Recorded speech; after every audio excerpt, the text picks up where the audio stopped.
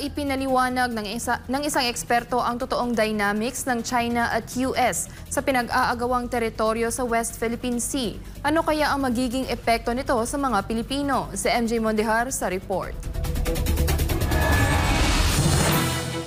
West Philippine Sea o mas kilala sa international parlance na South China Sea. Ito ngayon ang sentro ng hidwaan ng China at ng Pilipinas. Ngunit sa panayam ng SMNI Radio sa eksperto sa usapin na si former UP Professor Roland Simbulan, pinaliwanag niya ang tunay na tunggalian ng Estados Unidos at China sa pinag-aagawang teritoryo. Tama, girian ng Amerika at China at hindi ng Pilipinas at China. Ani Simbulan, naggugulangan ng US at China sa kung sino ang magiging numero unong ekonomiya sa buong mundo. Bakit nga ba mahalaga sa China ang West Philippine Sea? Paliwanag ni Professor Simbulan, trade route ng mga barko ng China ang pinag-aagawang teritoryo. Bagay na nais raw kontrolin ng US para kontrolin ang pasok at labas ng mga produkto o imports at exports ng China sa hangaring mapigilan ang pagsirit ng kanilang ekonomiya.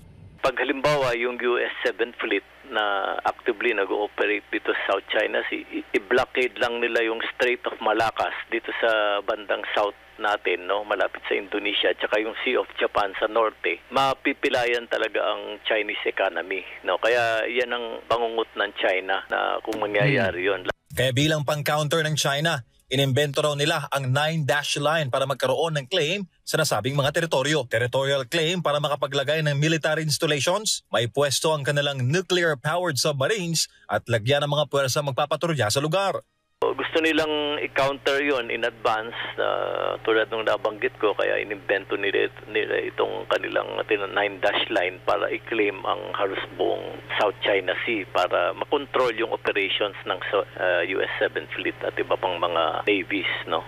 Ni Professor Simbulan, binibilisan ng US ang tangkang pagkontrol sa South China Sea habang hindi pa nauungusan ng China ang kanilang military powers. Ito rin ngayon ang dahilan kung bakit maraming EDCA sites sa Pilipinas.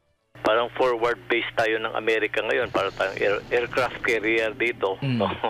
Na kung mag-install ng Tomahawk missiles dito ang US na nakatutok sa kanilang mga lalo na syudad, no, pinakamalaking syudad, Beijing at Shanghai, talagang matetreten sila at lalo na dito sa South China Sea.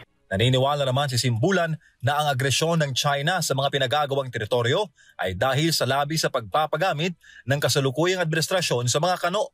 Nagngingit-ngit sila kung bakit natin uli pinapagamit itong ating teritoryo, posible laban sa kanila at natetreten yung kanilang security. Nakikita naman ng dating UP professor na makakaapekto sa foreign policy ng Pilipinas ang labis na pag-alyansa nito sa Amerika. Maaari namang masundan ang mga paliwanag ni Professor Simbulan sa 3rd edition ng kanyang aklat na kamakailan labang inilabas. Taong 1984 at 85 pa inilabas ni Simbulan ang una at ikalawang edisyon ng kanyang libro na naging pasihan ng mga pag-aaral sa presensya ng US military bases sa bansa. Hango ang libro sa kanyang panayam sa mga taga-US government na may alam sa deployment ng US military assets sa Pilipinas. Para sa Diyos sa Pilipinas kung mahal, MJ Mondehar, SMNI News.